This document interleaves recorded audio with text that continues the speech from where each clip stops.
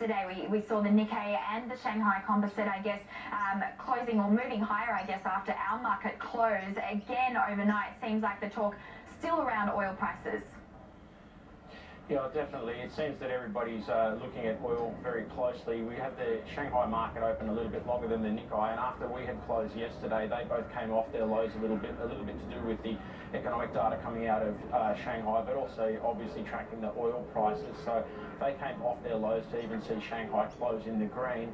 Yet today we see the futures for the SPI down up about 31 points, which is almost an exact opposite of where they were yesterday. Now, obviously, we tracked a lot further down, closing down at around 2% yesterday in the markets, and we didn't have the benefit of that little upswing in oil that we saw later in the day after we had closed. Europe obviously followed in with a very weak numbers over there, and the index is down quite significantly.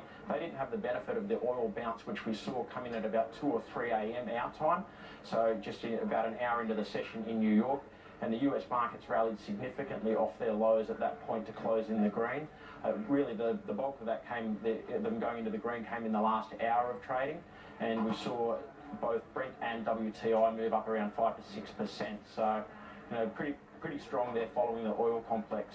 Yeah, it's interesting, isn't it, this correlation that we're seeing at the moment between oil and the markets. We were speaking to an earlier guest over on the New York Stock Exchange, and he was saying, you know, in the end, it still comes down, whatever commodity or whatever market we talk about, it still comes down to those supply and demand fundamentals. So it's really quite an interesting phenomenon that we're seeing at the moment, this tight correlation. What do you make of that move that we're seeing?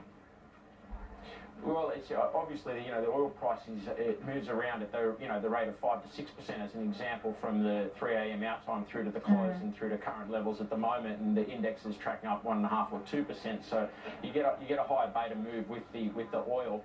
But yeah, it is quite astounding that everybody seems to be transfixed by it. So, you know, at the moment it just seems like, you know, whatever the oil drum beats, that's the way everybody wants to dance at the moment. Yeah, absolutely. What about the moves that you made over on Wall Street? Because I suppose given the bounce that we saw in oil prices, we did see that significant turnaround on Wall Street. Certainly, I suppose very good for traders because they very much like this volatility at the moment, don't they? Yeah, I think, you know, volatility is here to stay through 2016, and we certainly saw that last night and have seen it year to date. So we'd expect a continuation of that, and, you know, if people are willing to move quickly, then, you know, that's going to work well. But if you've just got a core hold portfolio, it's, you know, very upsetting to see your positions well into the red. But by the back end of 2016, things could be well different. James, we spoke obviously of the performance out of Asia today. What are you expecting? I mean, will Asian markets follow that bounce in oil prices? And just on top of that, obviously the yuan fixing as well, as always, really closely watched. What are we expecting from markets around the region?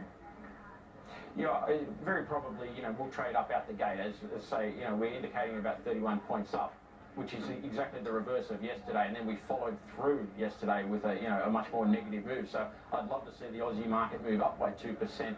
You know, in the way that it looks at the moment, we're probably going to track a bit sideways after an initial bounce, and, you know, wait and see what happens with the Asian markets rolling in. And if they get a good little boost and oil continues to, you know, be on the increase over there, and the PBOC sets a rate with the yuan a little bit firmer, then we're going to see a continuation of the uptrend. All right, fantastic. James, really do appreciate you joining us. Thanks very much. No problems. Have a good day. James Ordus joining